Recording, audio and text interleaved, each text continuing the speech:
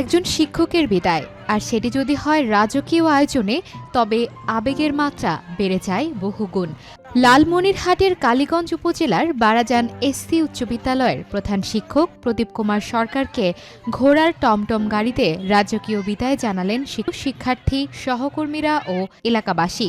বৃহস্পতিবার ৬ ফেব্রুয়ারি দুপুরে বিদ্যালয় প্রাঙ্গণে তাকে সম্মাননা স্মারক প্রদান করা হয় আর আয়োজন করা হয় এক আবেগঘন আলোচনা সভার। আর চাকরি জীবনটা একটি স্বাভাবিক প্রক্রিয়া। এটা আমার সিনিয়র স্যাররা গেছে, আমি যাব, আমার যারা জুনিয়র আছে তারাও ৬০ বছর পূর্ণ হলে এখান প্রতিষ্ঠান থেকে চাকরি থেকে বিদায় নিতে হয়। তা আমি ধন্যবাদ এবং কৃতজ্ঞতা জানাই যারা সর্বপ্রথম এই বিদ্যালয়ে প্রতিষ্ঠা করে গেছেন, যারা এই বিদ্যালয়ের জন্য